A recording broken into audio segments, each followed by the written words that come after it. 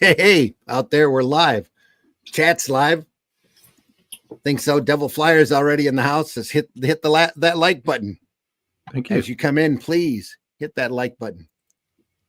And also has a smiley face there. StreamYard has their usual. Let me jump over to my Facebook page and make that live while we're just getting started before I forget to do it again. Sounds legit. There we are. We are live on Facebook as well as the other YouTube channels. Come on in, folks. We see you out there. We have a great book, classic book to take a look at, some phenomenal art. Great collection by an indie publisher of all things, Cross Plains Comics. Did the collection. It's actually originally printed in a Marvel Savage Sword of Conan in black and white, but we've got it here in color. The nice little volume. We'll take a look at Worms of the Earth, folks. Yeah, The I have it in famous black and white. Robert E. Howard story. Yeah, it's beautiful work. Yeah, originally a Bran Mak Morn story. Yes, it is a Bran Mak Morn story. We'll get that going here. Let's get the opening. There we are. There.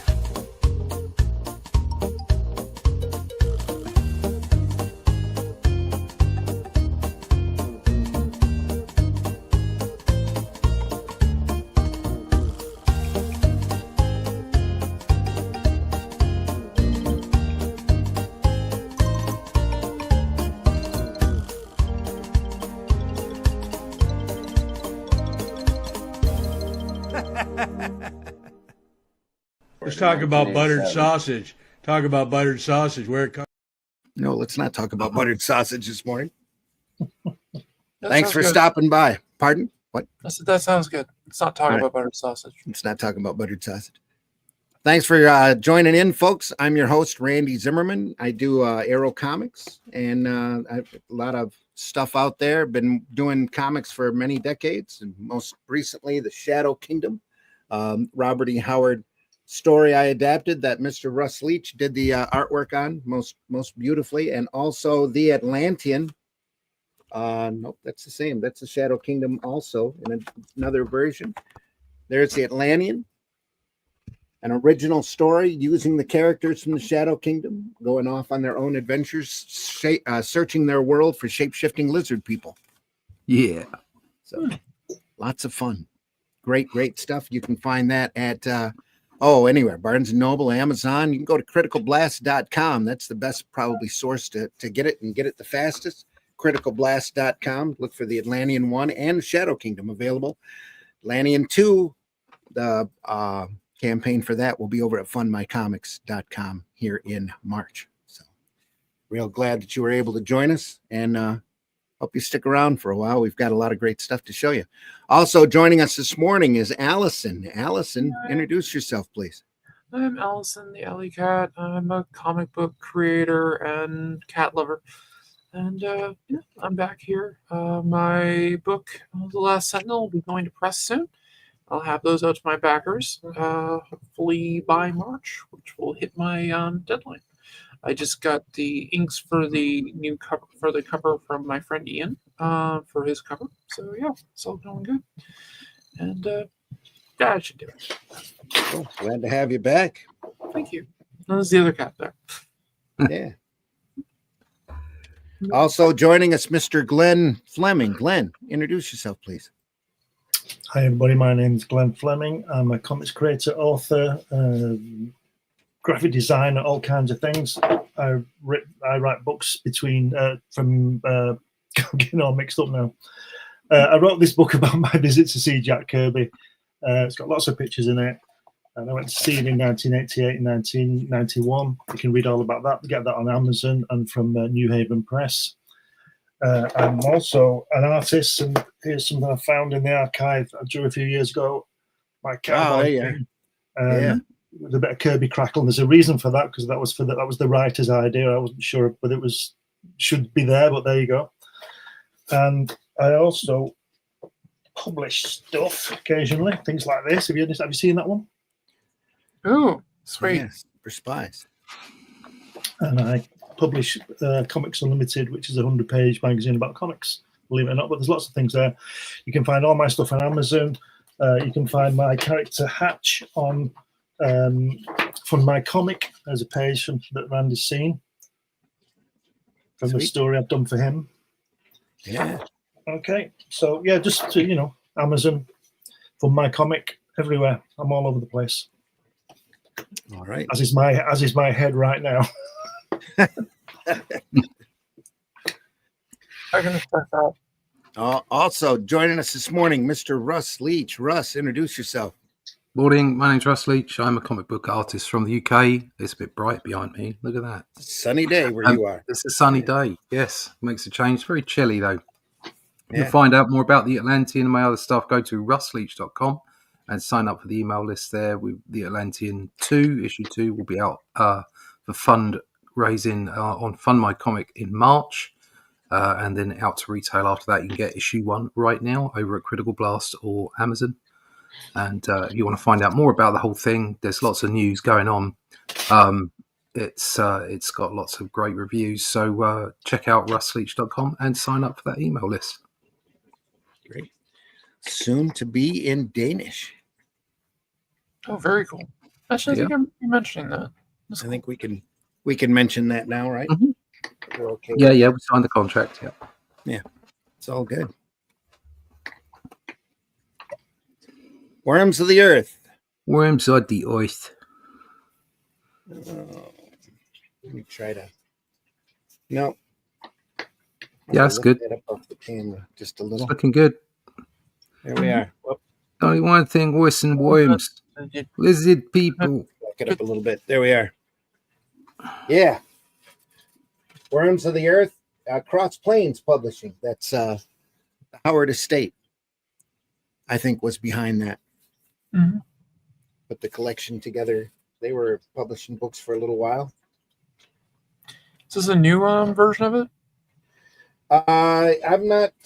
I don't think so. Let's see, it was put together quite a few years ago. I've had this. Yeah, the original was. Well, the original was in Savage Sword. 70 something. The original comic book version was printed 70 or early 80s in Savage Sword of Conan. Yeah. Sorry, folks. I should have looked at this earlier just to make sure I knew. That looks like a 90s book. Trademark. Yeah, I wasn't really sure when that one was published. I hadn't seen that version of it. 2000. Oh, there you go. No, it's still 25 years ago. Yeah, There's closer than I copyright thought. here, But, yeah. 2000 on it. Yeah. Cover by Mark Schultz.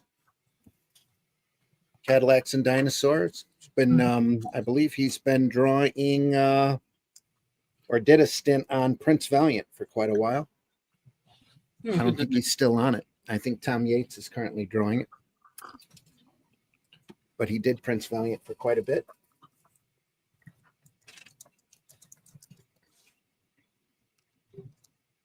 Also looks like his pencils there.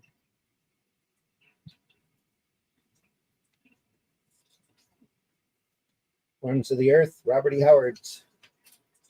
Mark Schultz, cover illustration. Publisher is Marcelo Enciano. Richard Ashford, publisher of Cross Plains Comics. It's just...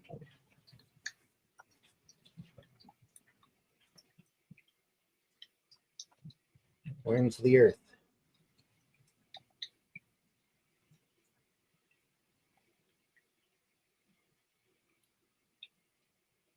Days of the Roman Empire, right? Bran Mak Morn. Mm-hmm. Lovely drawn title as well. Yeah. It's Tim Conrad and Barry Windsor Smith. Here. Adapted by Roy Thomas. Coloring by George Freeman and Laurie Smith. Not sure if it's any relation to Barry Windsor Smith. So you said this was published in 2000? Yeah. Mm-hmm. Is it a reprint? Yeah. It is. Yeah, it's a reprint from Savage Sword of Conan. Right, got it. It was serialized. Go ahead. Sorry. The Barry Smith art looks very early Barry Smith art. Mm-hmm. Right, okay.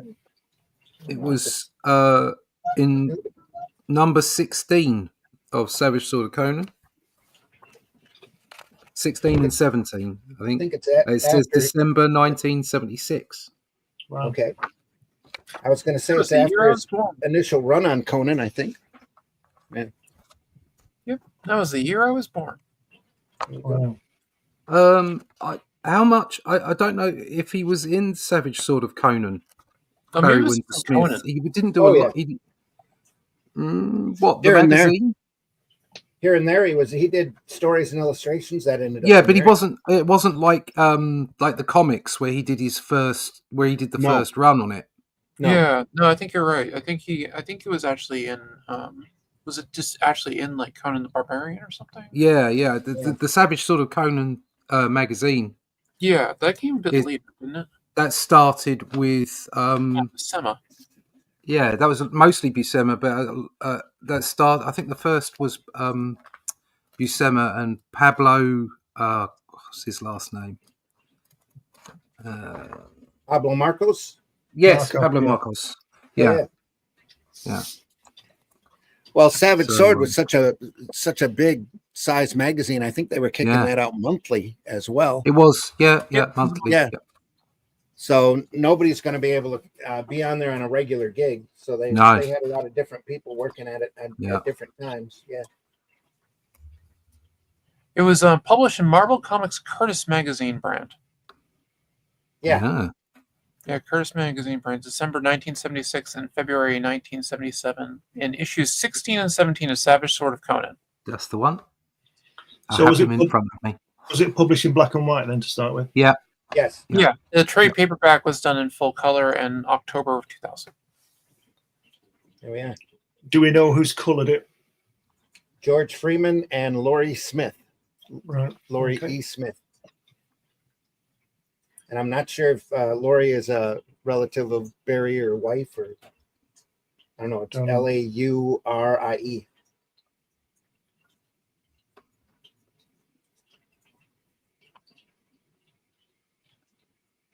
Wikipedia. Ah. But I remember being really impressed with the work in black and white. And, Oh yeah, it's gorgeous. Oh yeah, it's beautiful. and the coloring doesn't detract from it a whole lot. Was on the black and white version is the shading on it? Yeah. Is there Yep. a wash on it? It was there was a gray tone to it. Yeah. Right. Okay. I was just wondering how it was done, you see, because if it was coloured later, the wash would get in the way. So Well, unless they were shooting off of black and white stats. So Yeah. yeah, it could be. Might have But been it would be without the it wash. would have been hand coloured because they weren't doing colour doing colouring on computers in 1976, were they? No, it wasn't hand coloured in '76. It was black and white. It was coloured yeah. in 2000. Yeah. Got you. Yeah, got you. Where We've in got some pretty 2000 solid definitely tones here. Yeah. coloring. So Good. here you go. I've got that spread here from the original book. If you want a quick look? Hang on.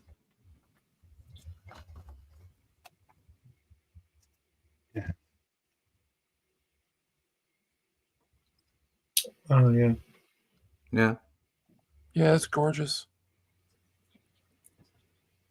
So you can see, I mean, particularly on that panel there with his face, you can Yeah. see the shade in there. Let's see what they did in colour. To me, it's not really something that had to be in color. No, not at No. all. There Coloring you go. is What have they done with that? Yeah. Let it get into focus. Yeah, still out of focus. Is it? I'm seeing it pretty clear here. No, No, Well, you would. no, Yeah, I mean off of the camera, off of my There you go. screen. But that's worse. it'll tighten up here. Yeah, it's coming. Oh, come on. Nope. Now it's even worse. It's weird because no, it's coming. It's coming. It's getting there. There you go. There we go. There it goes. There you go. Oh, that's beautiful. Yeah, so you can see, I mean, have they just literally put flat colours over the black and white with the grey tones? That's Yeah, I what think it they looks did. like. Yeah. Yeah. Yeah, I'm actually fine with that. Yeah. Yeah, I I don't like have an the issue. people. No. See, it looked to me, and I might be wrong, but it looked to me that the original is in colour, and then it was printed in black and white in grayscale, and then they printed it in color later, because the tones are the same. The guy on the top left, the shot with the light on the side of his head, there, yeah, it's the same kind of gradation, if that's a word, on his side of his face. But anyway, that's just, actually, I can see what they've that bit there where he says you may proceed. Yeah, the grey tone on the black and white isn't as graduated as it is in the colour there. right. Okay. So they've obviously not just whacked flat colours over those grey tones. They've actually done something to it. And it does look like the grey tones were a wash. They don't look like they were mechanical. So, yeah, potentially you're right. Yeah. Anyway.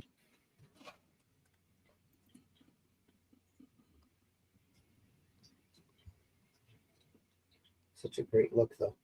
Yeah. Yeah, I mean, they've not ruined it with the colour. No, not at all. No, it's very good. It's nicely done. Yeah. Yeah. Oh dear, look at that.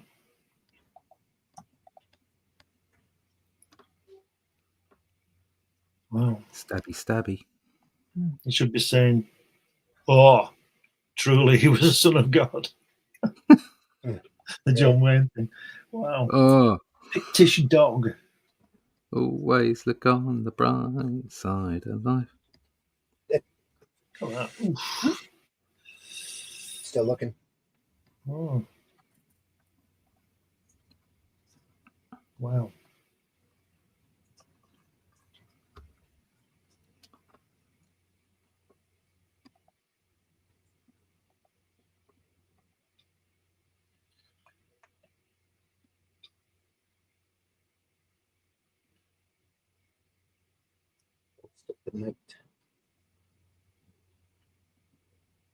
Wow. Look at that. Those bottom 4 panels there where he's bleeding. Yeah. Wow. That face, the close-up of the eyes and the mouth and the nose, it's sort of very Kirby-esque, but he's taken it to sort of reality, real. You know, Kirby, you can tell it's the cartoon type of thing, but he doesn't. Barry Smith doesn't draw good-looking people, does he? He draws real people. No. If you understand what I mean. Not everybody's handsome and gorgeous, you know. He draws real people. Actually, kind of fits Robert E. Howard's writing on certain things. Yeah, I could go with that. But that headline, that logo was very nice again. You were saying before us that the header, it's lovely. Ghost in the Night. Yeah, that is really cool. I like the look of that. It fits in nicely.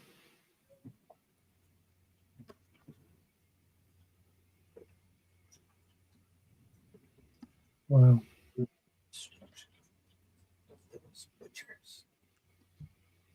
I swear by the nameless ones, men shall die howling for that deed, and Rome shall cry out as a woman in the dark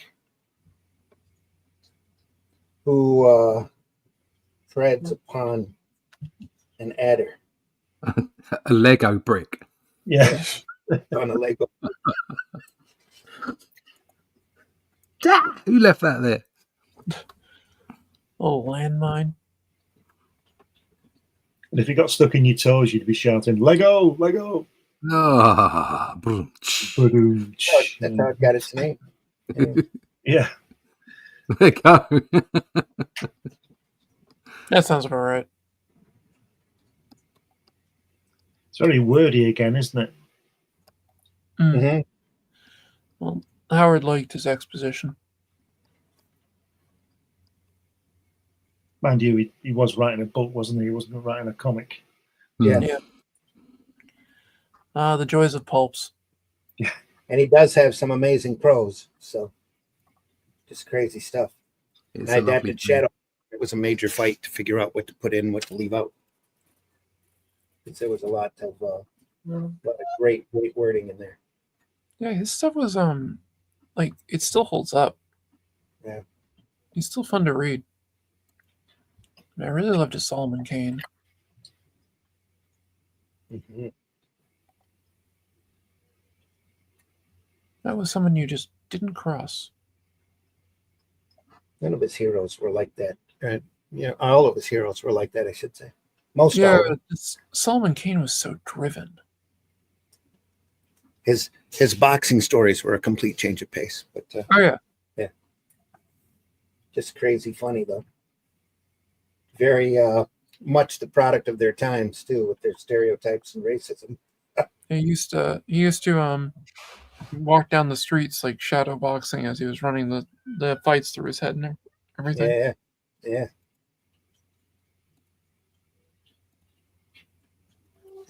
Grass work here. Yeah, does good graphs, doesn't he, Barry Smith? Yeah. Not sure if he's just inking or if he's penciled this and Conrad's inking it.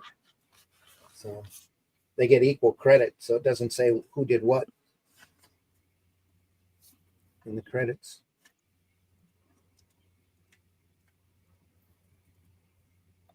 So they did artwork. Art by Tim Conrad, Barry Windsor Smith. So Barry might have done the inks on this. Hmm. Conrad might have done the pencils.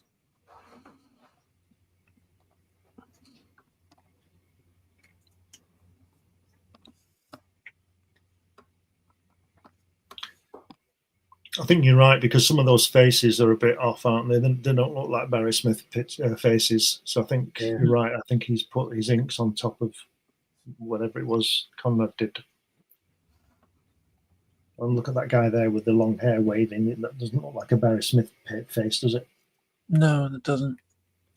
Yeah, the one Bran Mak Morn took a book to from that looks like a Barry Smith rendering. Yeah.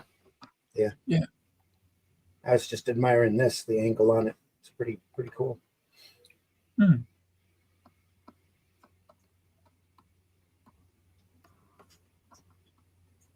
Huh. Looks like they have a clever case of Hide the Wiener. Yeah. Strategic nudity is always the best. Yeah. I watched the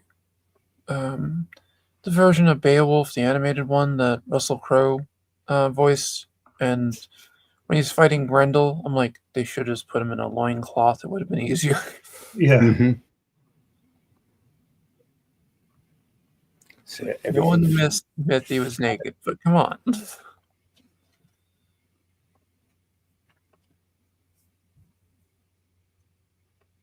I don't think that was Russell Crowe, was it? Thought he voiced didn't he voice Beowulf? I thought it was a British actor. I could be wrong, man. Yeah. I'm trying to remember his name. Oh. Now I gotta look. Okay, are you looking? Dirty Beast. I'm gonna look. This book is so tightly bound, it's kind of hard to keep it steady and in as flat a condition as possible. That's great as it is now. Yes, lovely. Right.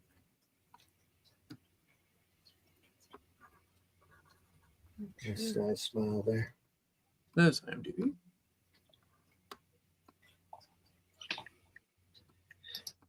I think I saw that Beowulf movie at the theater Yeah, I did. when it came out. Yeah.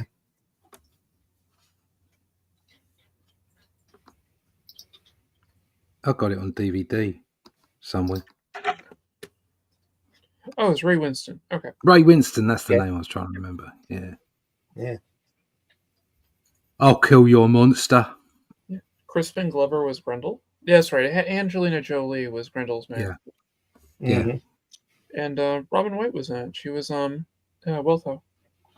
Hmm. Dan Anthony Hawkins was Hrothgar. They did an impressive Angelina Jolie model. Yeah, I definitely remember that. I seem to remember that quite fondly. Yeah. That doesn't surprise me.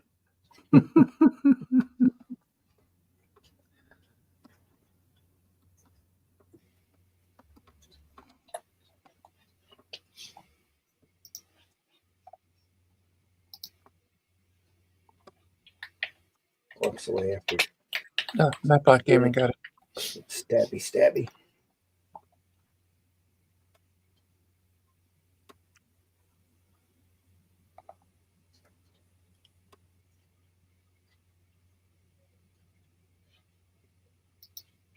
That's nice.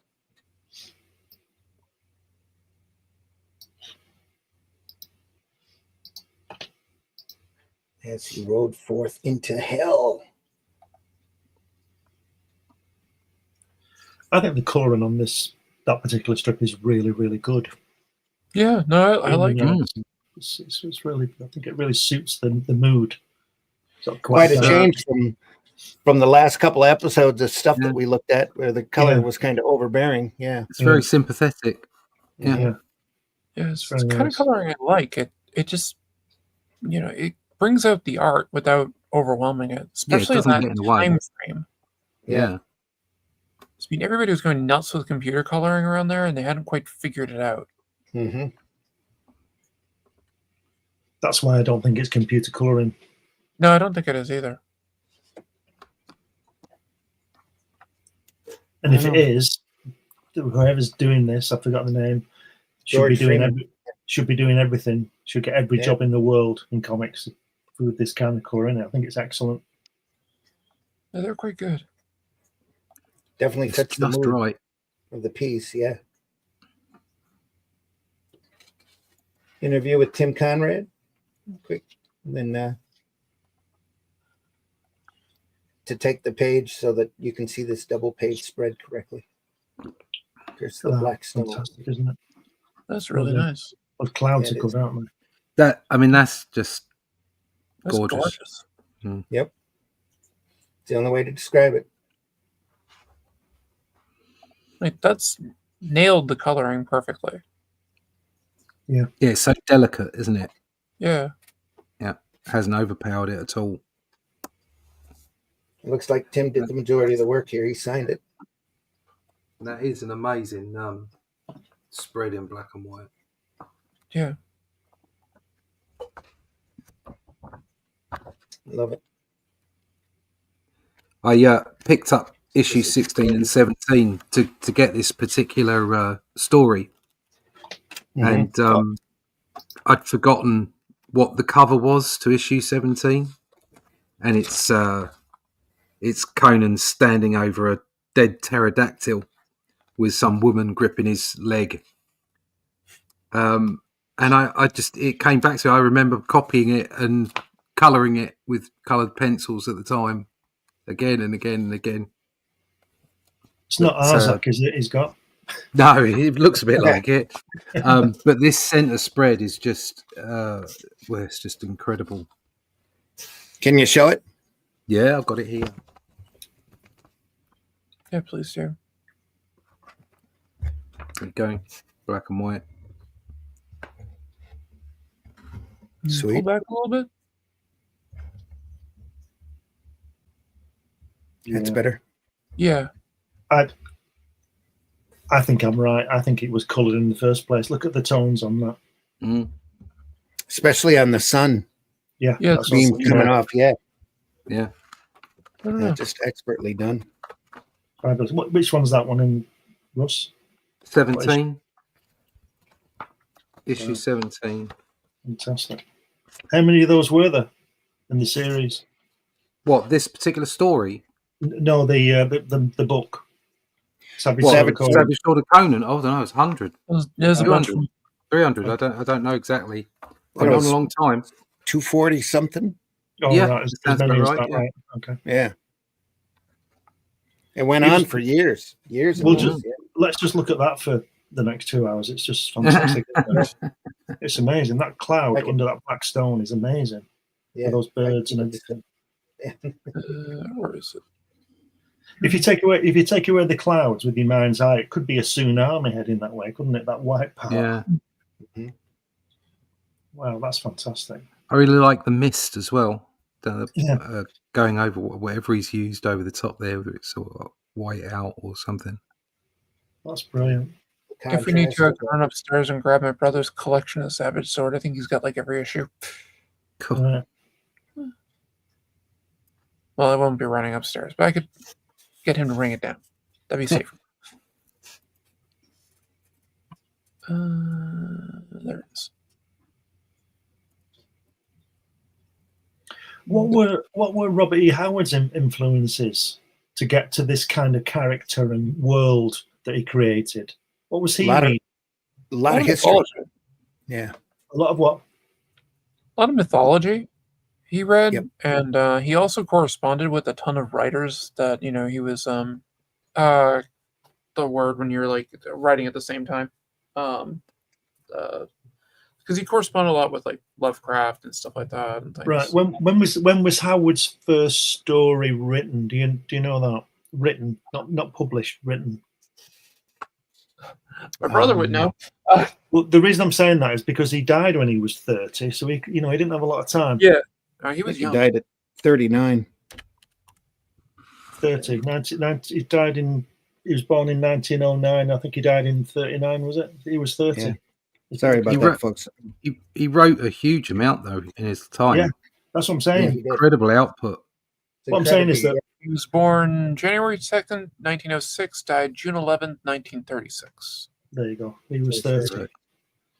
Yep, 30 years old. He died right after his No. mother passed away. Yeah.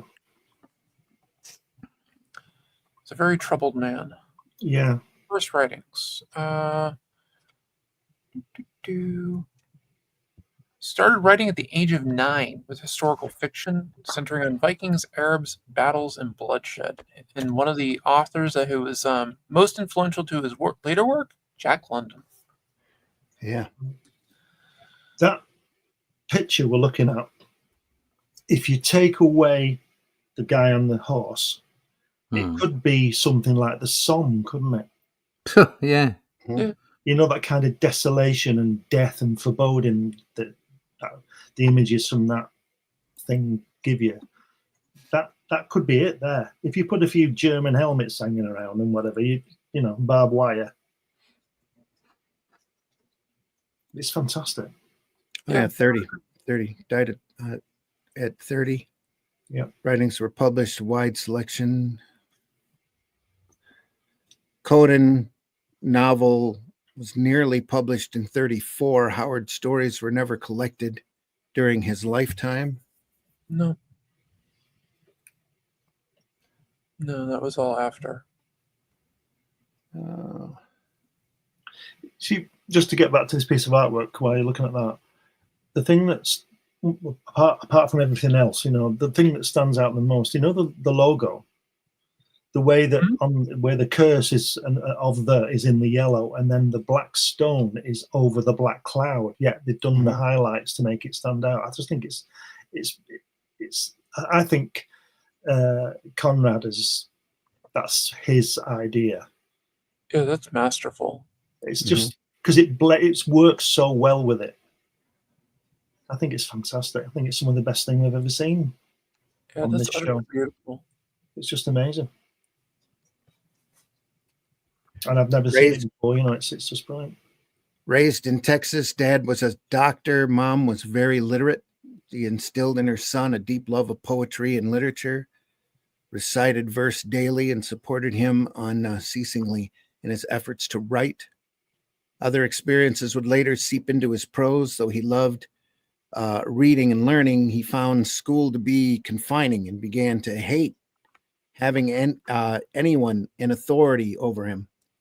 Experiences watching and confronting bullies revealed an omnipresence of evil and enemies in the world and taught him the value of physical strength and violence.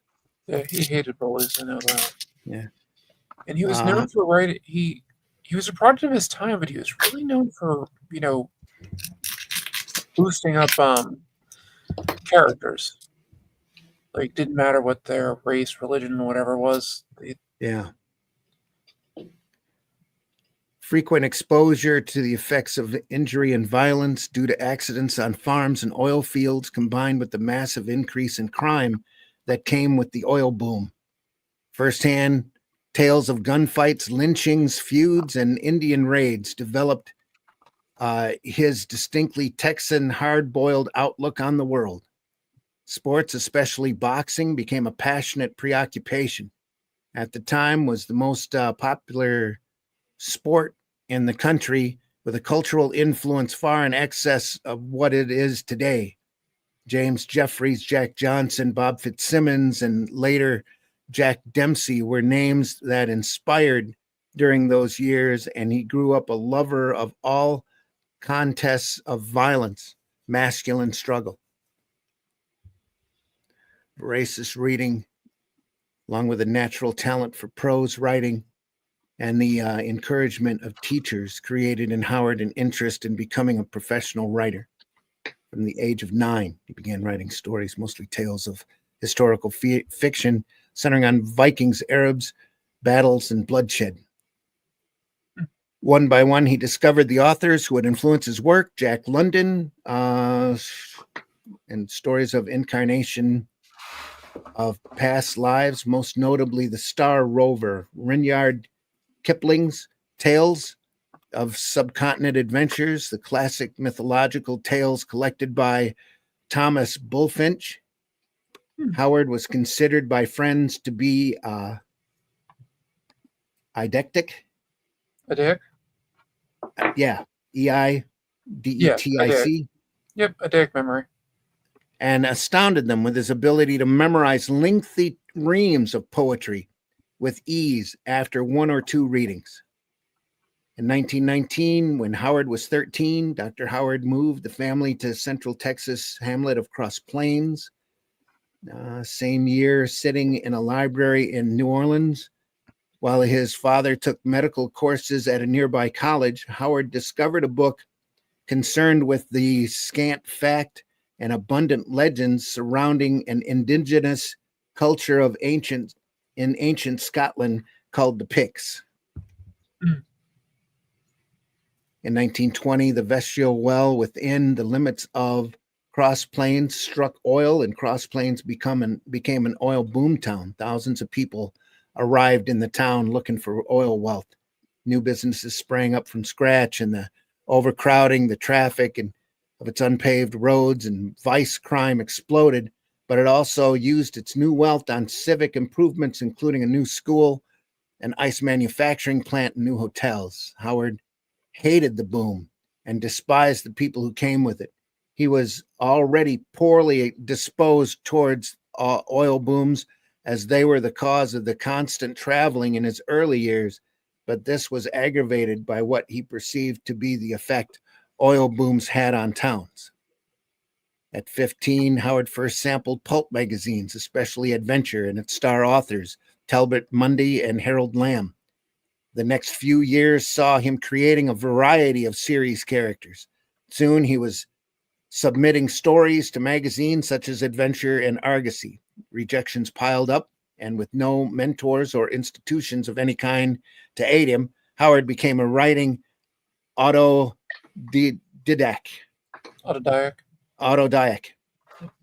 methodically studying the markets and tailoring stories and style to each. In the fall of 22, school training to use with all these words. Yeah. In the fall of 22, when Howard was 16, he temporarily moved to a boarding house in a nearby city of Brownwood to complete his senior year of high school, accompanied by his mom. It was Brownwood that he first met friends of his own age who shared his interest not only for sports and history, but also writing and poetry. The two most important of these, Levi Clyde Smith and Truett Vinson, shared his bohemian and literary outlook on life, and together they wrote amateur papers and magazines, exchanged the first fanzines. Exchanged long letters filled with poetry and existential thoughts on life and philosophy, and encouraged each other's writing endeavors. Through Vinson, Howard was introduced to the Tatler, the newspaper at the Brownwood High School.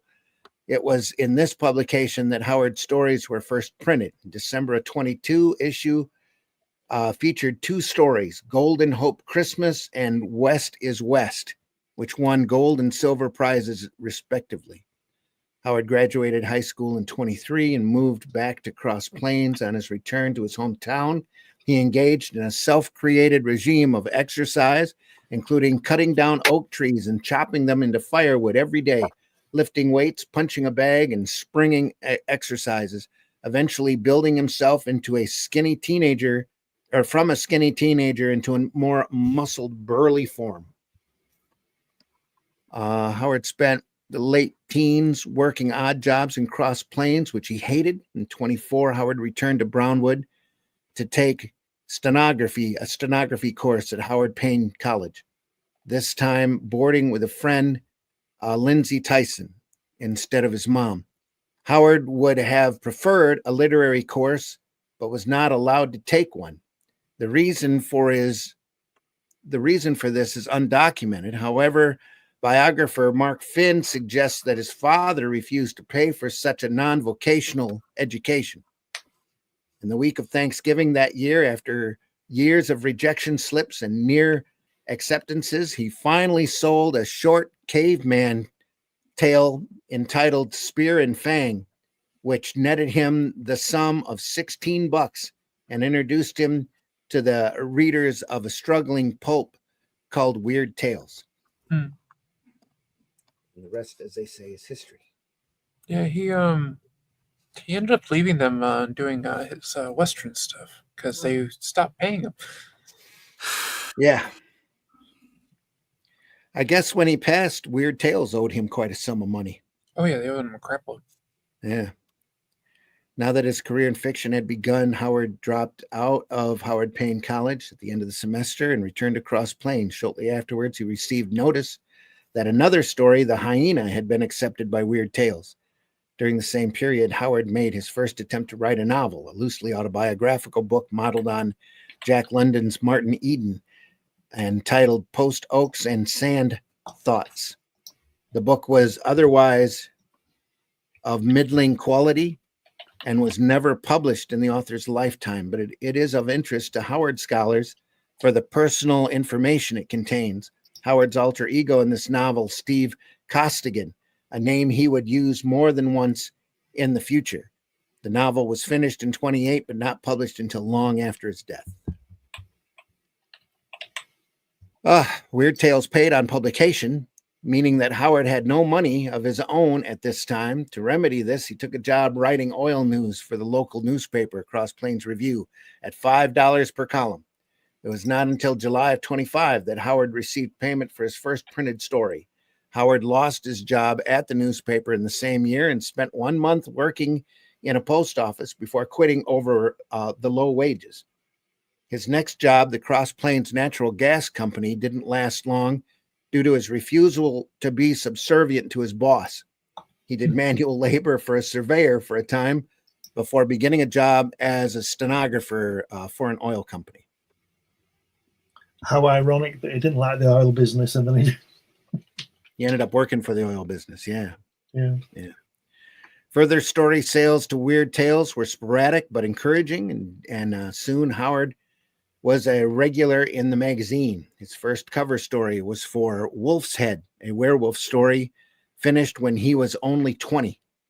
On reading Wolf's Head and Weird Tales, Howard became dismayed with his writing. He quit his stenographer's job to work at Robinson's drugstore, where he rose to become head soda jerk at $80 per week. How much a week? $80. 80. $80 per week. 80. Wow, that's a lot. That's not terrible. That's brilliant. pretty good pay back then. Yeah, Yeah. that's pretty good. Yeah. However, he resented the job itself and worked such long hours every day of the week that he became ill. He relaxed by visiting the Neeb Ice House, to which he was introduced by an oil field worker befriended at the drugstore to drink, and began to take part in boxing matches. These matches became an important part of his life. The combination of boxing and writing provided an outlet for his frustrations and anger. Yep. In August of 26, Howard quit his exhausting job at the drugstore, and in September returned to Brownwood to complete his bookkeeping course. It was during this August that he began working on the story that would become The Shadow Kingdom, one of the most important works of his career. While at college, Howard wrote for their newspaper, The Yellow Jacket. One of the short stories printed in this paper was a comedy called Cupid versus Pollux. This story is Howard's earliest surviving boxing story known to exist. It is told in the first person, uses elements of a traditional tall tale, and is a fictionalized account of Howard as Steve and his friend Lindsay Tyson as Spike training for a fight. This story and the elements it uses would also be important to Howard's literary future. In May of 27, after having returned home due to contracting measles and then being forced to retake the course, Howard passed his exams. While waiting for the official graduation in August, he returned to writing, including a rewrite of The Shadow Kingdom. He wrote it again in August and submitted it to Weird Tales in September.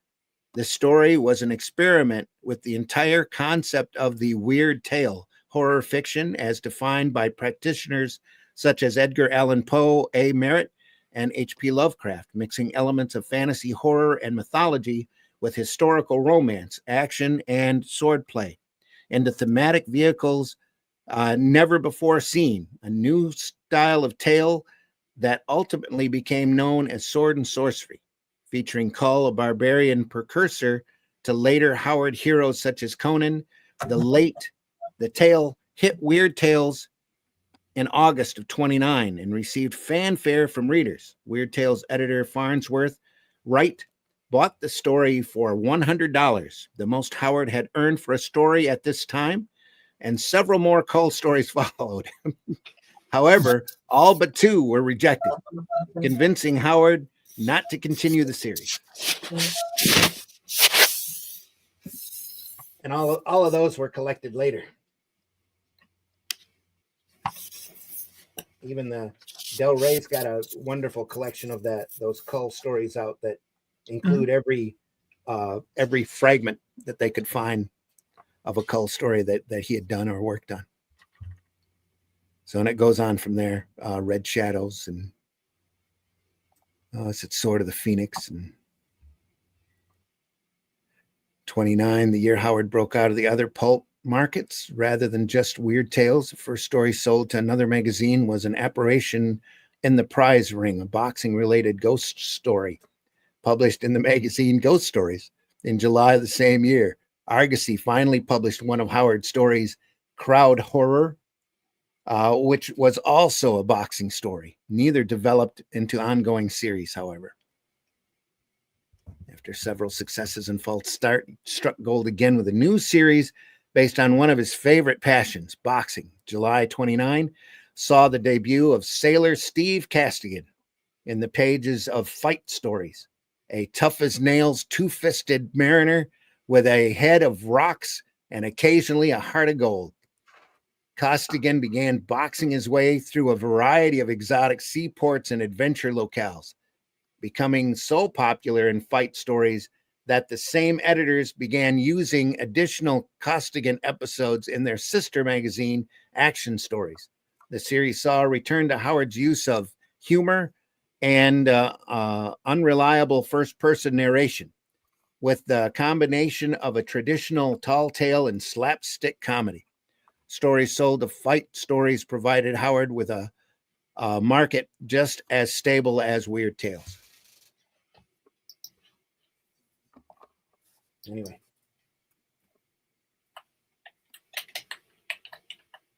We good? Should we turn the page?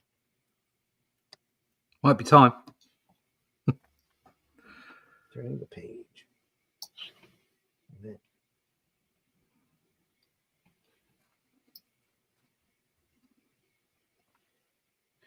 There's Bran Mak Morn hates the Romans so much he goes to an old witch to ask for an edge or a spell to defeat them, and she said she'd provide one, but she needed a little compensation.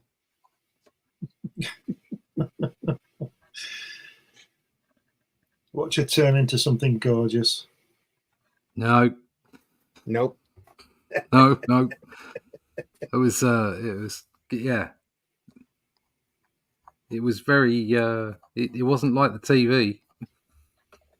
And I will guide you to the gates of hell. Yeah. It had quite an impact on me that when I read that. I think they spared the readers the rest of those details. Yeah. But yeah, I thought she was going to be a witch and turn into something gorgeous. no, she's half worm. Oh, Yeah, that That's too. how she So- knows, because the worms of the earth are basically these things that live underground, so and that's did the he? edge that he's looking for. Right. So did in those previous pages, in the page that we don't see for obvious Mhm. reasons, is Mhm. that where he worms his way in? Oh yeah.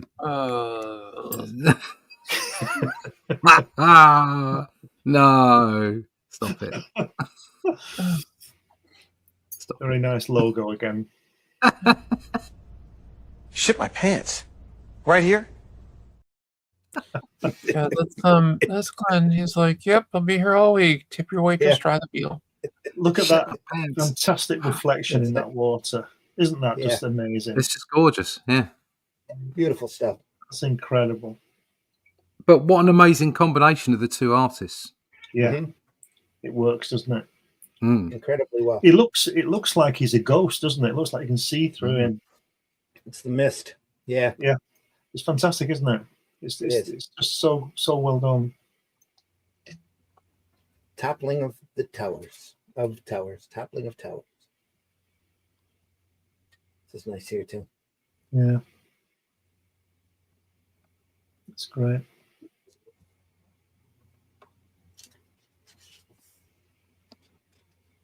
That doorway there at the bottom is fantastic, isn't it? That doorway. Yes. Yeah, that's just amazing.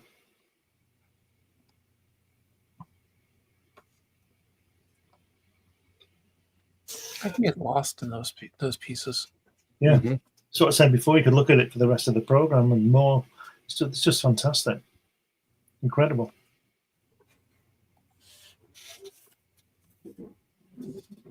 And like you've said before, Glenn, Windsor Smith's more of an illustrator than a Yeah, sure, yeah. Painter and everything, than a sequentialist. But Yeah, really works.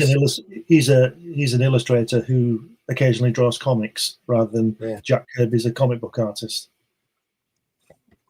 Yeah. Wow. Just as an aside, the reason I was asking you why there were so many issues of Savage was because I don't know whether this is right or not. You can tell me because I've only read the first few. Did John Buscema end up doing breakdowns while they used Pablo Marcos and Alfredo Alcala as those Filipino brilliant inkers that would be working on John's layouts? Is that right? I think he did looser and looser as it went on. Yeah. Because Yeah, those sounds two guys, and is it Ernie Chan? Yeah, Ernie Chan. Yeah, Ernie What Chan a- did a lot of work. What a stable of inkers. I don't think they were together, but what a stable of inkers they were. Label of Rude. embellishers. Yeah. Rudy Embellishers, Nebres yeah. was in there. Yeah, Rudy Nebres is Yeah. great. Embellishers is the right word. Yeah. Yeah, they did embellish wonderfully. That's Alcala, what they did. Yeah. I think Pablo is probably my favourite. Right. 235 issues. Yeah. Savage Sword Wow. ran from August of 74 to July of 1995. Was it Roy Thomas who wrote the early ones? Yeah, Roy a Thomas, lot of them. yeah. First issue leads off with Thomas and Barry Windsor Smith's adaptation of Howard's shortest but most well-known Conan tales, The Frost Giant's Daughter. Great story. Wasn't it Roy Thomas who brought Conan to Marvel? Yeah. Right. Yeah, Savage they took 'em- Sword. Savage Sword of Conan didn't start off with Barry Windsor Smith. This No, says first started off, I issue. think, with Buscema. The black and white ones were Oh, yeah. started. In fact, the first story was inked by Pablo Marcos. I think it had Red Sonja in it, didn't it? Oh yeah. Well, The first Conan came out in 71, didn't it? That was Barry Smith. the wiki Yeah, here that is wrong. Then yeah. There's different Conans. That's the trouble. There's the Savage Sword of Conan, the black and white magazine. Yeah. Mhm. But there was also a Savage Sword that Barry Windsor Smith, which was colour. Yeah. That That was- came. that was- I think that was first. That was Yes. first It because was. it Yeah. even had a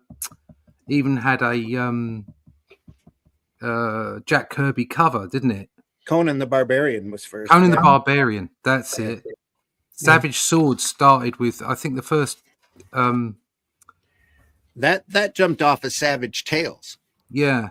The black and white did, and then Yeah. they did Savage Sword of Conan. They stopped Savage Tales. Book, Savage Sword. One. It was. What have we got? The thing with the books, though, is they really didn't follow, or not the books, but the comics. They didn't follow. They tried to follow a chronology in the comic, but when it came to the magazine, they were jumping quite a few different places. Okay, so originally printed in Savage Tales of Conan the Barbarian was Frost Giant's Daughter. Okay, yeah. And that went on 2, 3, 4, 5. So they- It even ended up having Jim Starlin do a story, and then the first Savage Sword of Conan, #1, which was August '74, was The Curse of the Undead Man, and that was John Buscema and Pablo Marcos. Okay. Yeah, because they list a whole different set here. Yeah. They must be looking at the old Savage Tales. Yeah, it's Savage Tales as against Savage Sword. Yeah, definitely. Two different things. I've got that Red Nails Treasury edition, the big one. Oh yeah, yep. Yeah. I almost ended up buying that a couple days ago. The Treasury. Yeah, mine's a little bit damaged, but it's still a great book. Local shop had it for $20. Oh, that's a bargain. You thought about it. I really did. He's got a couple of Conan Treasuries up there. See, I'm not a fan of the Barry Windsor Smith work in that. Yeah. But this particular thing we're looking at today, the Worms of the Earth, this is stunning. And I think it's that combination of Conrad and Smith. Yeah. Whoever wrote this wiki page is taking the notes off of the omnibuses, because the omnibuses collected the Savage Tales stories 1 through 5 before they did the Savage Sword of Conan stories. Yeah, that's where I was reading from, straight out of that omnibus. Yeah. Because that first omnibus has got those Savage Tales stories, the first 12 issues of Savage Sword, and then the Savage Sword of Conan special from 75. Yeah. #1. Very cool. Yeah. They have a nice breakdown of what's in all of these omnibuses, but and they've only collected up to issue 116, according to this, and 8 omnibuses. So there's some of that stuff that's never been collected, which is a shame.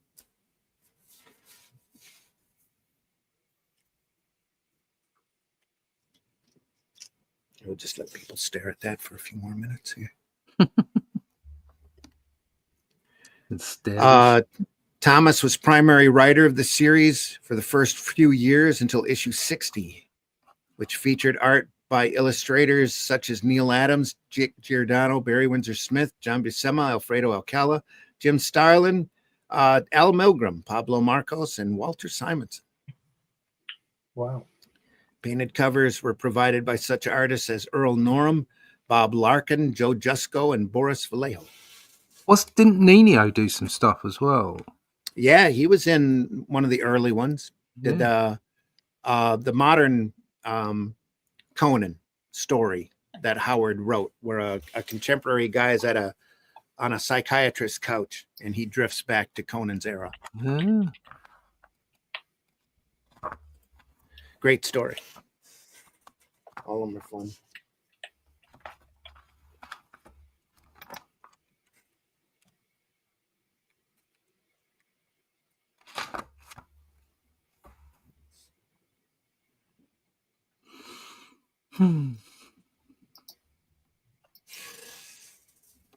Wow.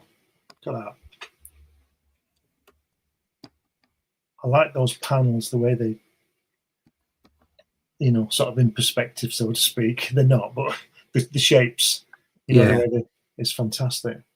I don't The usually go for composition Yeah. leading you right down to the opening. Yeah, here. that's what I mean. Yeah, I don't Out usually of go for that kind of thing, that kind of design, but it does work really well. Yeah. It's fabulous. Look at that picture there of him on the first page, going away from you from the bird's eye view, or worm's eye view, I should say, with his foot down below, panel down. That one, yeah. Great. Yeah. It's just fantastic, isn't it? Here he's reaching out. Yeah.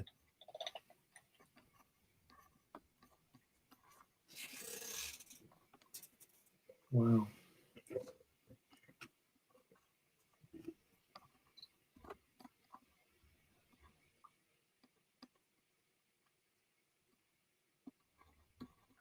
Oh, sorry. We've been ignoring the chat. Haven't meant to. Wow. It's quite a bit here. Yeah, Sarah's in the house. Sorry, folks. Didn't mean to ignore you. Marv is in the house. Marvy. Hail, everyone. Hail, Marv. Devil Flyer also. Hail, Allison and crew. Marv. What a great cover. Yep. Mark Schultz, one of my favorite artists. Been watching a lot of his art lately, especially his pencils. Good morning, Angels of the Renaissance. Glad you're with us today. PBR giving a little bit of applause, it looks like, or waving. He's just waving there.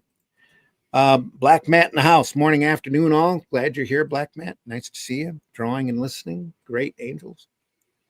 HR in the house. Ray Winston. Matt Black asks, yep. Left page looks like it's blowing a gale. Yeah. Says, I am a full bleed dude. I am not a fan of the white grids layout. It's an old relic format, but that's me, HR says. Good morning, all. Morning, Shadowhawk Talks. Glad you're here. Sarah says, good morning. At the end of the show, literally walked in hearing she's getting some compensation. And the worms, his way, and he worms his way in. LMAO. That's not my fault, ROFL. And then she yells, Glenn. Sarah. Says, the art is gorgeous. I would buy it if I saw the art somewhere. Yeah. Nice comic. HR, Sarah S. says, that's right up my alley. Then I would read it, at least with this one. Never heard of it, but wow. This is a collection that was serialized in the back of Savage Sword that Cross Plains, which is the Howard estate, had colorized and put together with the help of Wandering Star Studios.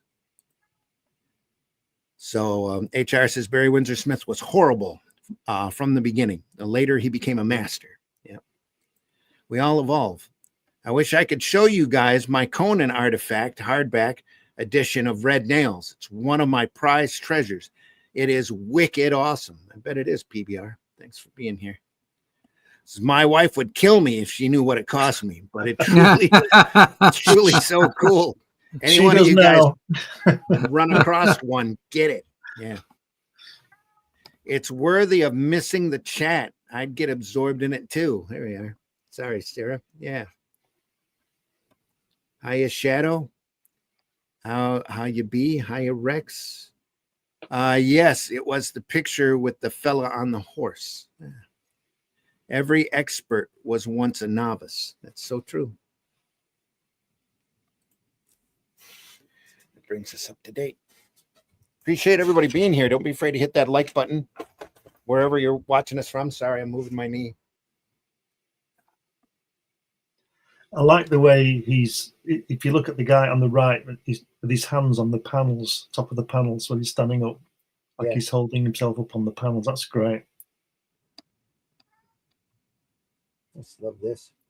Yeah. Sequence there. Another great sequence. Walking into that swamp.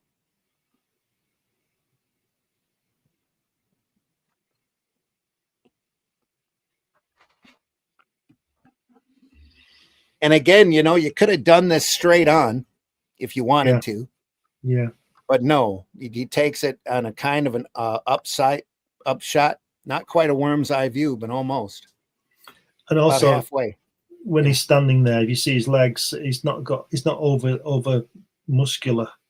Yeah. He's just like a normal guy. I know he's got big arms, but look at his legs. Is, you know, if Kirby had drawn that, there'd be muscles on muscles on muscles. Great faces too. That's what I liked about so much the work on the black and white Conan stuff. Mm-hmm. Is that okay? I mean, John Buscema, for instance, would draw Conan. He was quite muscular, but he didn't look like overdone.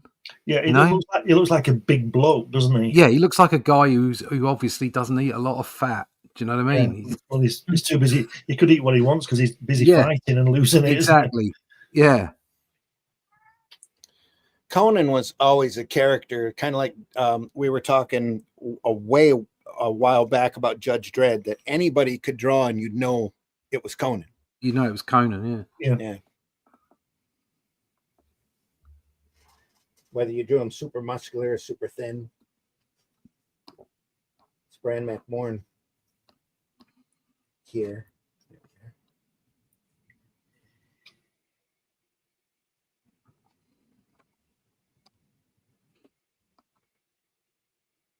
Great shot here.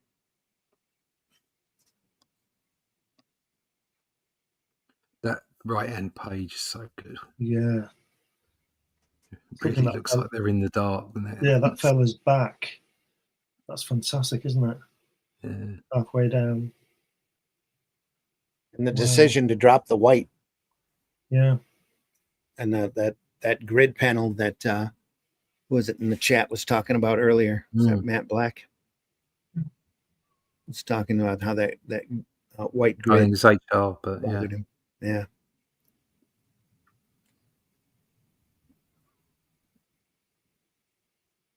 It's lovely.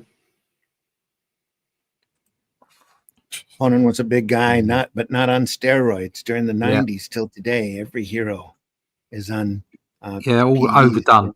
Yeah. Yep.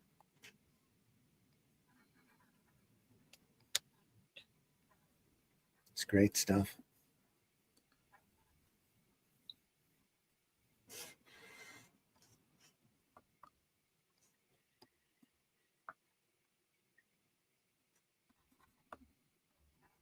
All those eyes. Wow. Scary. Yeah.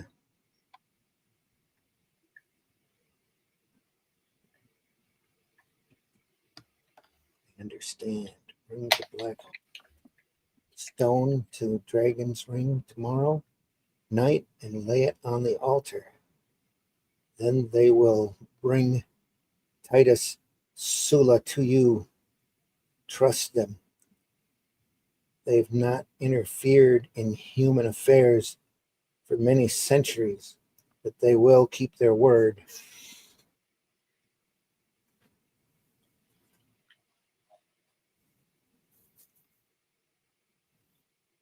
It's a great pen. Really nice.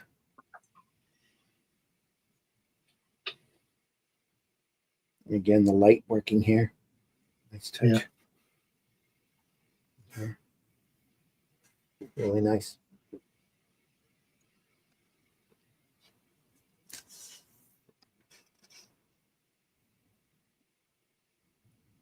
Wow, that's good. I've been jumping in the water there. Yeah.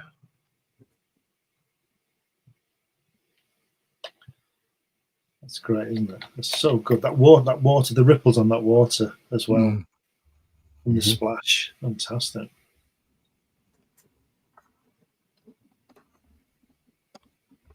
Wow. Sarah says, this is stunning. I'm almost speechless. So much to see with every single page. Dang. Yeah. Just beautiful work. That's why we like showing this stuff off. It's too good to stay hidden.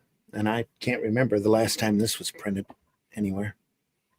This volume's what, 25 years old. It's 25 this year. Yeah.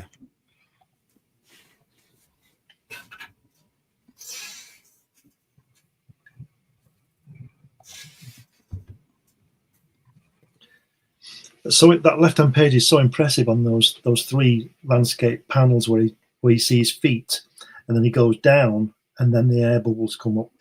Mhm. Isn't that fantastic? That's brilliant. And then he meets Nessie. Something's chasing him. Yeah. Yes, a Loch Ness monster. Sarah says, thank you for sharing this. Yeah. Welcome. Like I said, we love doing it.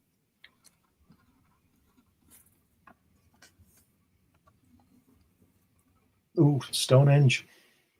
Yep. To the altar.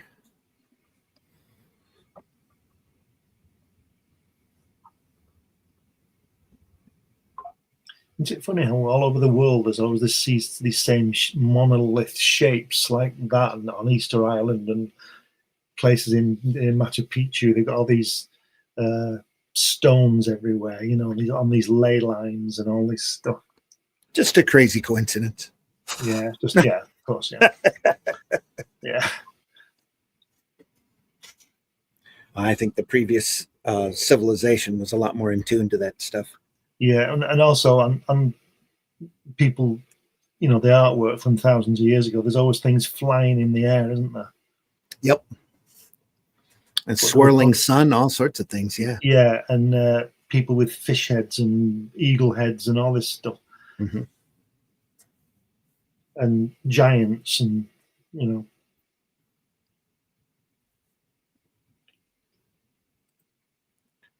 PBR says, is there any Solomon Kane in any of this? Sorry, I came in a bit late and didn't get to see the title of this edition. This is Worms of the Earth adaptation. Bran Mak Morn. It's Bran Mak Morn during the Roman Empire. Actually, quite a ways before Solomon Kane. Is Solomon Kane in the public realm? Yes, a lot of the stories are. Have they been done? Yeah, here, not independently, usually with the Howard Estate. I don't think Conan is in Europe. It's really all up to each country's copyright laws. But and it will in the USA at 2028. Very shortly, yeah. Yeah. Conan 2028 in the public domain. Wow. Yeah. That's some fun with that, Ross. Yeah, I've got a story for you for that afterwards. We're having fun now. We're having fun with Cull, yeah. But I do have a story for you. So.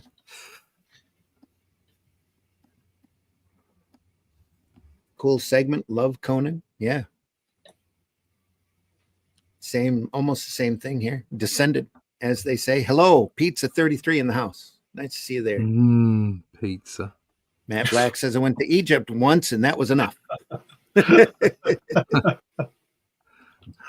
Yeah, don't drink the water. This is Kane full Conan. Yeah. Cull. Yep.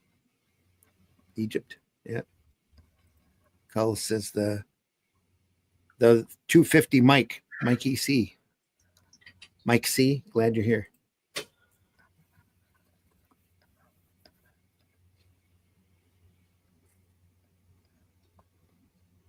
Yep.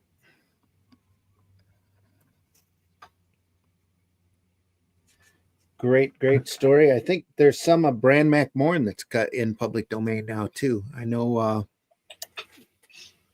the one story where he crosses over with Cull I think is in public domain or just about to go into public domain. 1930 is the year here in the States. Anything 30 and before. Look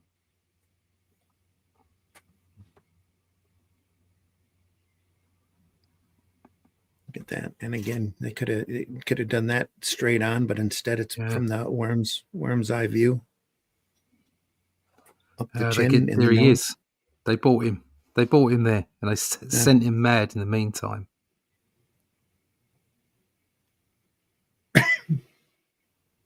Sure did.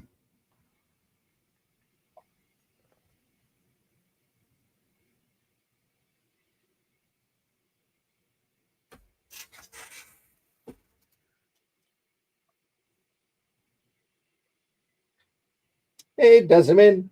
takes off riding. Yep. After doing a bit of a rant here. Go back to hell and take your idol with you. Your ancestors were men, though strange and monstrous, but gods.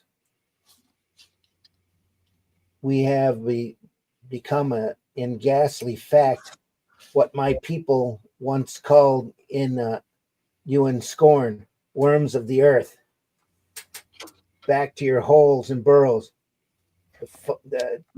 ye foul the air. Find leave on the clean earth, and slime of the serpents ye have become. Gunnar was right. There are shapes too foul to use, even against Rome. You agree? He has the morning after regret. Yeah.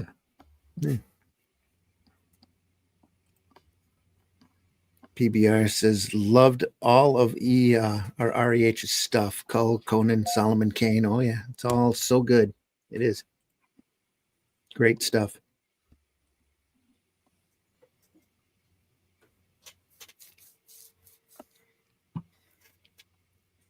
I believe that's the end of the story. That's it. Wow. In the interview article here, Bran Mak Morn, the Destroyer. All the different worms of the earth. Adaption there. Play. Wow. Play. Yeah. Playing others.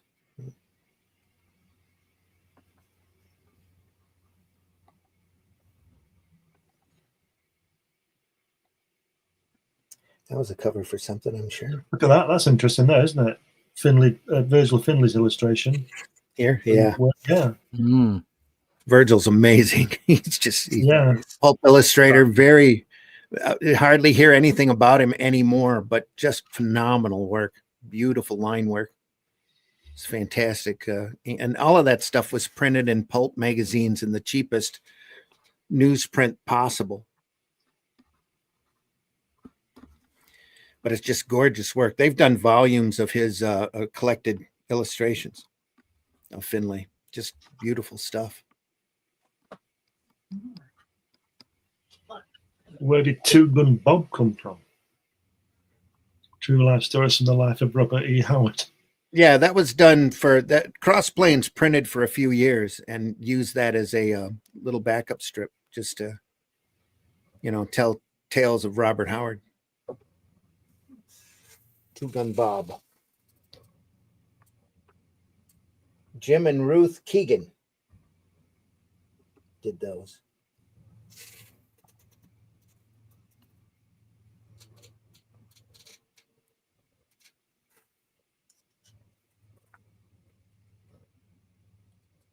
Wow. Illustrating Robert E. Howard's classic Bran Mak Morn, The Last King, Gary Gianni. I thought that's a gay Gianni, though. Oh, no, it's Gary. You might have been. Doesn't matter. Still a phenomenal illustrator. Exactly.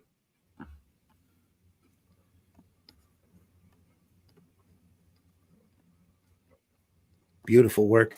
I met him at a show one time, just long enough to saw him in passing and go, really, really love your stuff. As you do at shows when you're so busy, you're walking from point A to point B. Hey, Gary Gianni, love your stuff. What did he say? Thanks. Pissed off. Yeah. Get the hell out of my office. Wasn't going to say piss off in the middle of a show, but yeah. Anyway. Get lost. Get me pictures of Spider-Man. I have no idea who the hell you are. Get away from me, you weirdo. Yeah. He was doing illustrations for the Del Rey books at the time of the show, so I was familiar with his stuff.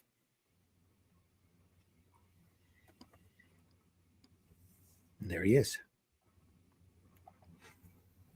It was like a Norman Rockwell painting.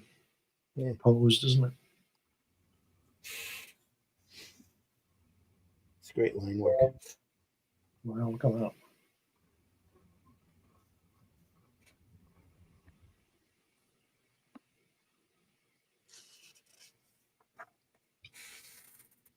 Some pencil work.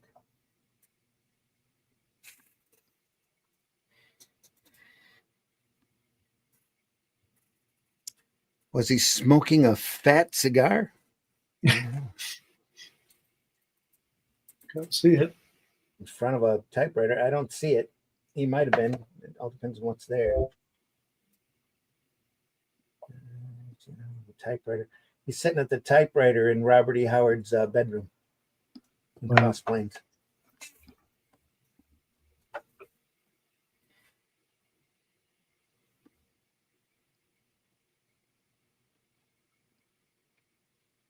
Keep talking about making a trek down there to visit his house. We've got it set up as a nice museum. Mhm. Like they've got James Curwood here is from Owasso around here. He's a big pulp writer back during this time. And they've got his writing studio, which was the shape of a castle, set up still on the riverbank where he had it all refinished. And they've got his typewriter in there too. And it's on his desk, all of his works. Pretty cool.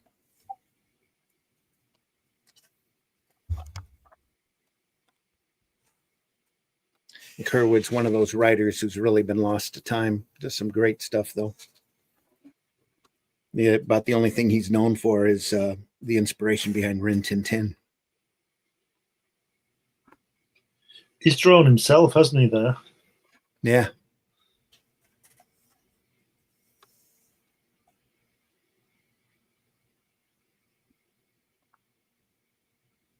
Which is what us artists tend to do, don't we? Sometimes. Nice long article of him in here, though. Oh. Interview.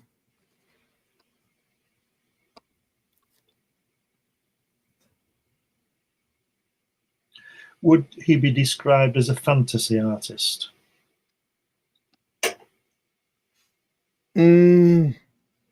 Probably more of just a fine illustrator. I'm not sure of anything else that he's done other than fantasy work, but it's very likely he's done more illustration work somewhere.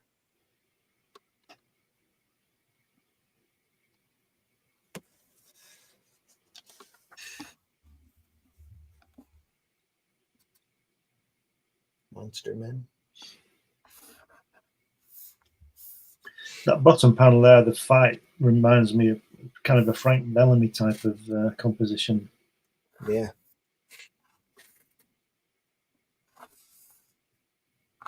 A quick glance, I was thinking George Perez, but that's me.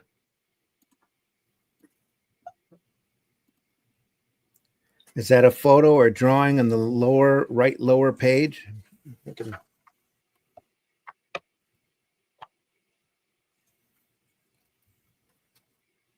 Do they mean the one in the water there? That. Yeah. I'm going to say, that's what I said. If it's not a photograph, he's drawn himself, hasn't he? Here, yeah, that's a painting, though. Huh.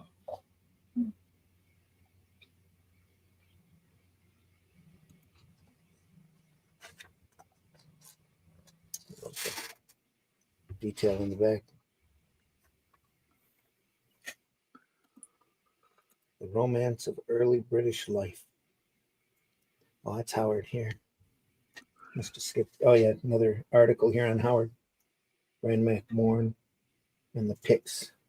Yeah, I'll say the Pix things down at the bottom is pretty cool. Yeah. Glossaries. He uses them quite a bit through his writing. I wonder if today Robert E. Howard might have been sort of observed by people, because he seems to be very angry and writing all these violent things and doing all this stuff. I just wonder if he was a 10-year-old at school, someone might be watching what he was up to. Well, considering his dad was a doctor, they'd have probably put him on Ritalin or something. Okay. calm him down, and then we wouldn't have any of these works.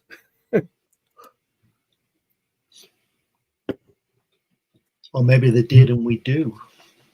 Mm. I was thinking what it would have been like if they were set free. I don't mean to cast aspersions. I'm just a thought. Yeah. Michael Hart says Howard Chaykin did some Solomon Kane stories. I think yes, he did. Yep, he did a series for Marvel. They collected, I think, in Marvel Premiere, or Marvel Preview, 3 or 4 issues in a row. Different Solomon Kane stories. This looks amazing. Matt Black says, yeah. This is a picture with boxing. Could be an advert for Mr. Muscle. Mr. Muscle, now come with more punch. Yeah.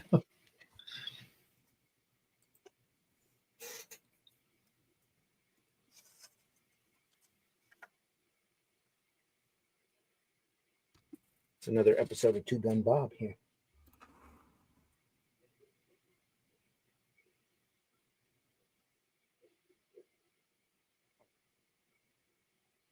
Picture of him. Pretty sure that's him. Oh, Robert T. Howard. Oh, Robert E. Howard. Probably, I don't know. Can't read the rest of that. Needs glasses. Joyce write about barbarians and past history. Don't you have any modern heroes? Sure I do. Steve Costigan, John Kerwin, Steve Harrison. What kinds of problems do they face? The worst kinds. Voodoo and black magic. Now, why problems like that? Why not plain, ordinary, everyday problems? Like if the price of cotton stays so low that I'll never be able to afford that new car I want. You know, the problems everybody faces. Girl, voodoo, and black magic are 2 of the modern man's biggest problems. Honestly, Bob, I just don't know when you're joking.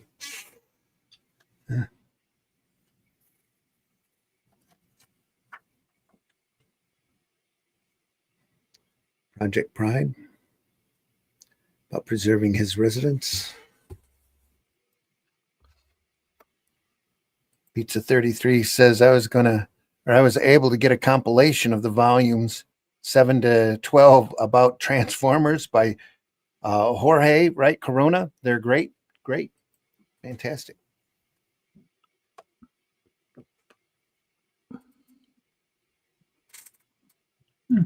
My camera froze. Well, I'm not on screen. Yep, have a great pencil illustration here. Rough. Bran Mak Morn, The Last King. Available in January 2001, folks. Then available late 2001, Robert E. Howard, Volume 1. Robert E. Howard's Conan, Volume 1. So they were planning on kicking more books out. I'm not sure if they got published or not. I know Titan's got the contract now, and they're running pretty good with it. They're doing some good stuff. Yeah.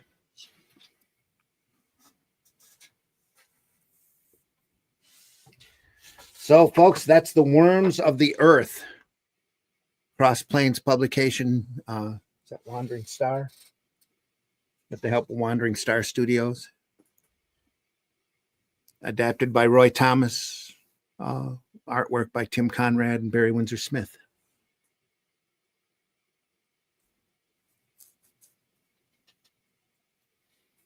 Hope you enjoyed that. We did. Loved it.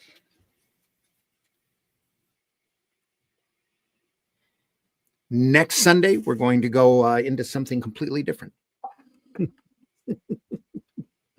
This Multi. This Friday, for Comics by Night, we'll be looking at Slain. Ooh. Warriors Dawn by Pat Mills. What's that? Bellardinelli, Kincaid, and McMahon. Great, fantastic stuff, folks. Right out of 2000 AD. That's Friday at 5 a.m. Eastern time. We'll be looking at that book. We're been putting that one off for a few weeks. We're happy to be able to get to that finally. Next Sunday, though, we're going in a completely different direction. We're going to look at a book I have covering in celebration for Valentine's Day coming up. Yeah. The Golden Age of Romance Comics. Agonizing Love. Agonizing. Kirby must be in there because that's a Kirby drawing. I'm sure he is. All sorts of great samples and covers. No full stories, I don't think. But great examples of fantastic romance material. Agonizing Love next Sunday. Cool. I think Kirby must be in there. Didn't he start the genre of romance? He is attributed to that. Yeah. Yep. It's got to be, hasn't he? Yep. This is a great choice to look through. Yeah, yep. Oh, Slain looks great too. Yep. There you go. Nice. HR says. Nice. All good. Nice. We look at a lot of different things here on our programs. We love looking through this material. There's so much great sequential artwork out there that's been done over the decades. We are never going to be able to cover it all. And there's so much really, really good, just masterful stuff. It's surprising what you will find. That's why I always tell folks, if you get a chance, go visit your retailer, spend a little while looking through their back issue boxes, going through those old magazine boxes, looking closely at the graphic novels that they have there on the wall. They might have been there for a while. And you never know what you're going to find. There's some great classic stuff out there just waiting to be discovered. So, and especially right now, your retailer could use as much patronization as they can possibly get, as they have distribution woes and have to deal with the troubles of the market. They can use any kind of patronization, any help that they can get to just stay in business and keep their lights on. So get a chance, or you get a chance at a show. If you're at a convention, go through all of those boxes and look for the ones that they set on the floor. That's usually where you find the best stuff. Marvie says you should do a show about the Atlantean. Oh, maybe. You'd have to find somebody else to do it, though. Wasn't I great there? Look at that fantastic panel. Yeah. That was my suggestion. I put that in the script. Yeah. Or we could play it the other way. What is this crap? That too. You could. We won't, but we could.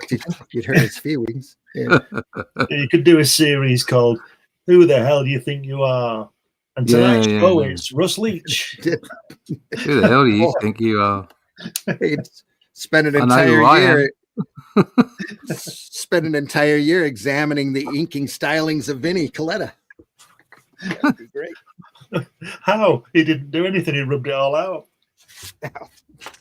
What little is there? Yeah. Like I said, I still cry whenever I look at the Thor.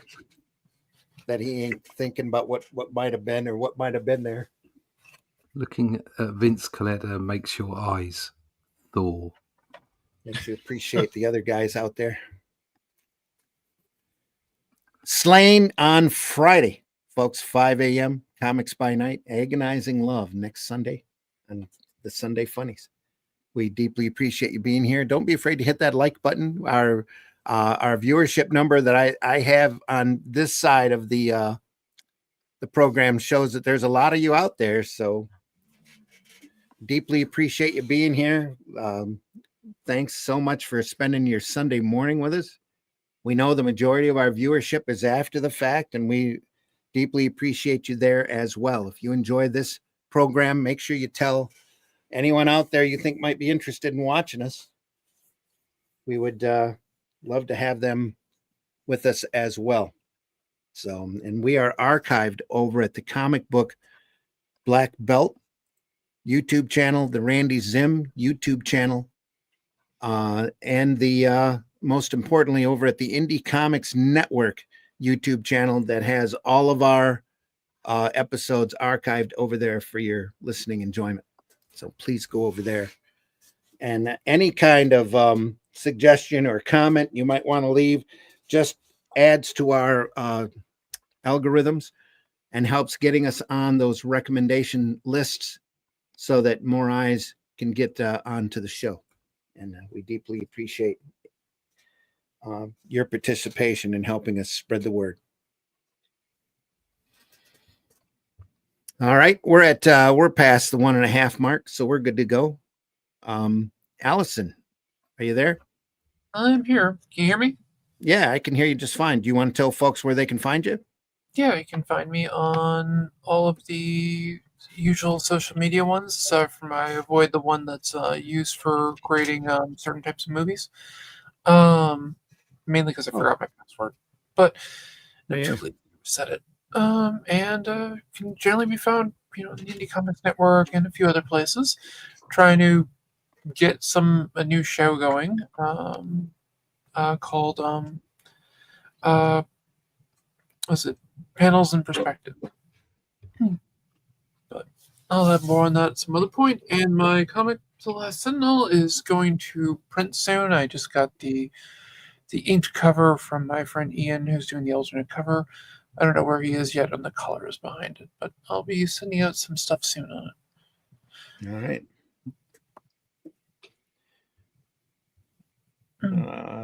It's back out here. Boom. Nice. Sarah says, sounds good for next Sunday as well. It's a lot of fun. Those old romance books, there's a lot to be said about them there. Says, you should do a show about the Atlantean. Okay. Yep. Says, love the old romance comics, the old Westerns also. Yeah, we'll get to those. We spent quite a bit of time looking over Blueberry by Mobius. That was amazing work.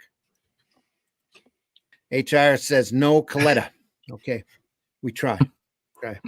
I really wanted to show off the early Invaders until I opened them up and saw. I was like, shoulders just drop, and you go, oh, it's inked by Vinny.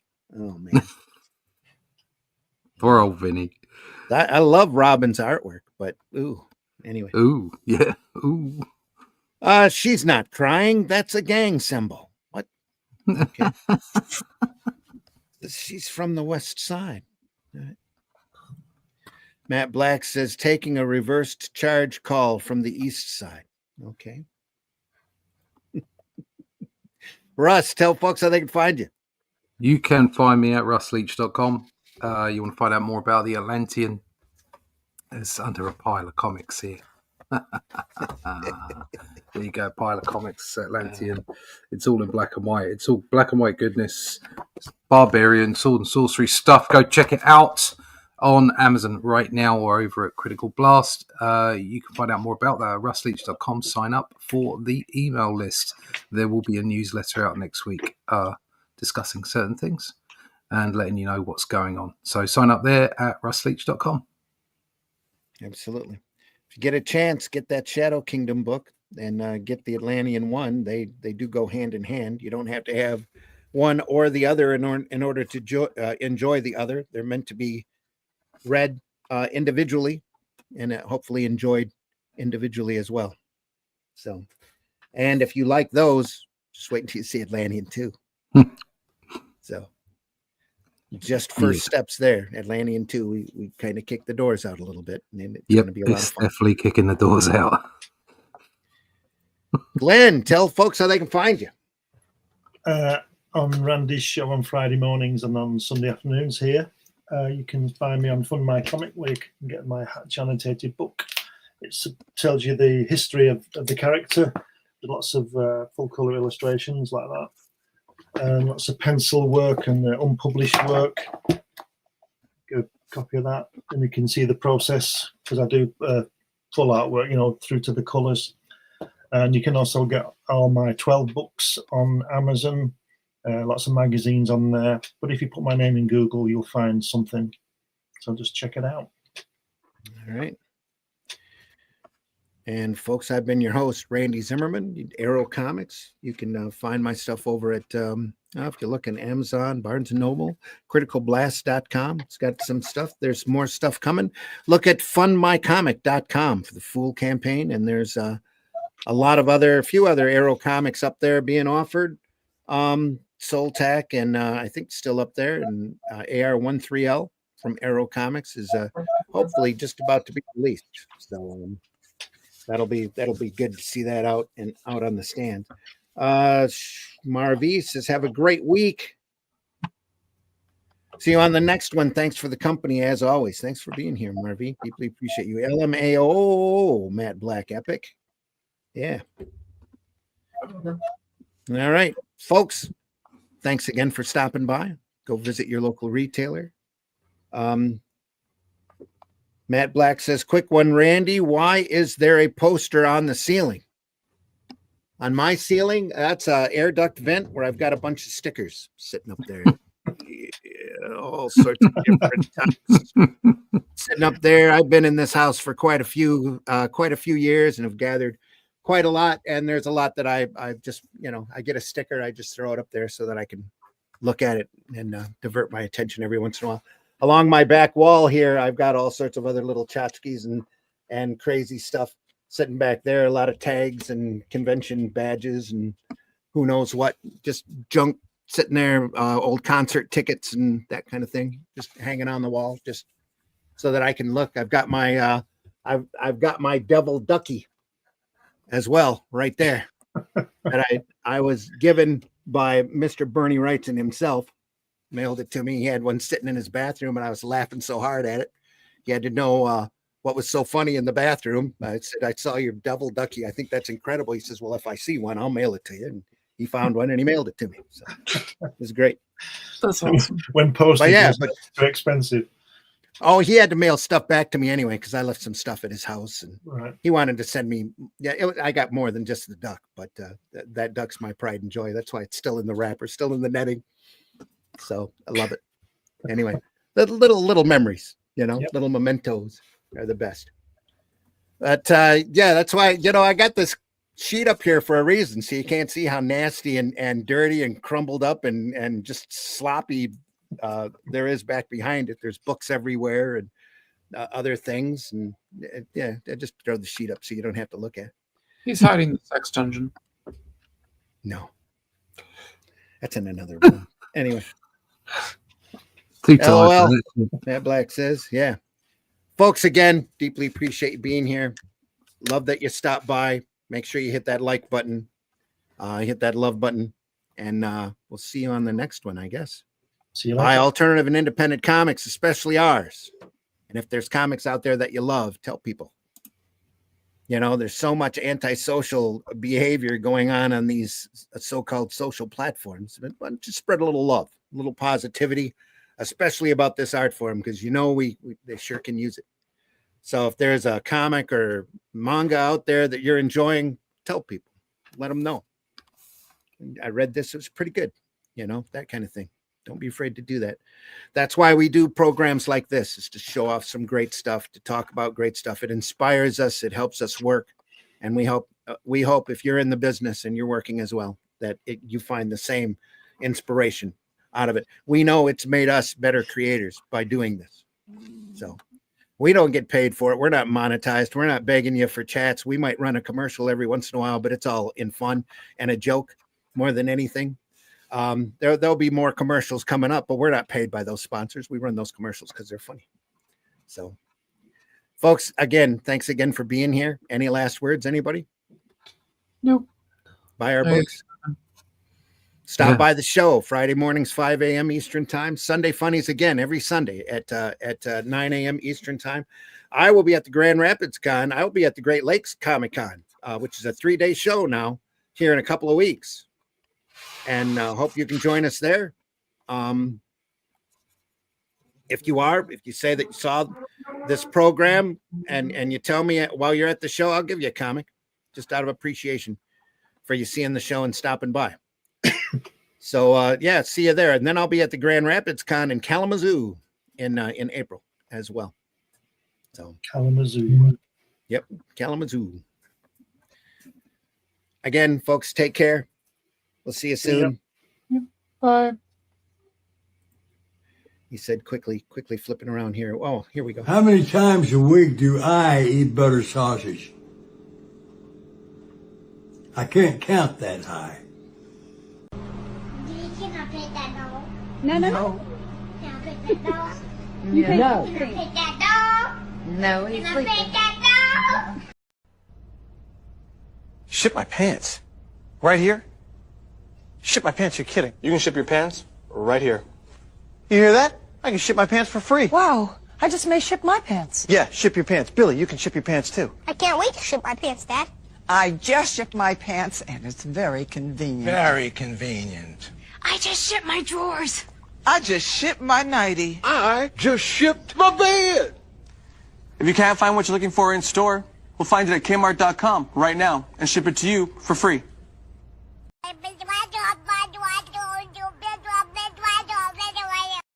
Joke's on you, bitch. I love this shit. I just ship. What? I just shit my bed. Yes, we're not done yet.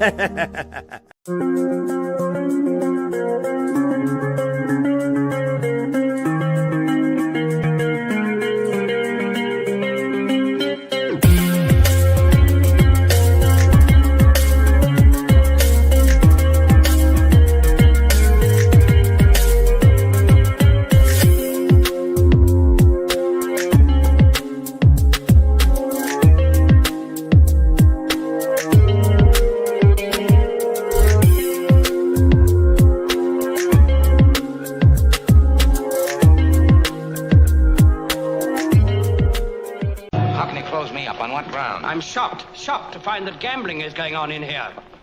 You're winning, sir. Oh, thank you very much. Everybody out at once. Everybody out at once. Thanks again, everybody, for stopping by. Appreciate you. Taste the biscuit. Taste the goodness of the biscuit. Taste the honey sauce. Taste the goodness of the biscuit with the honey sauce.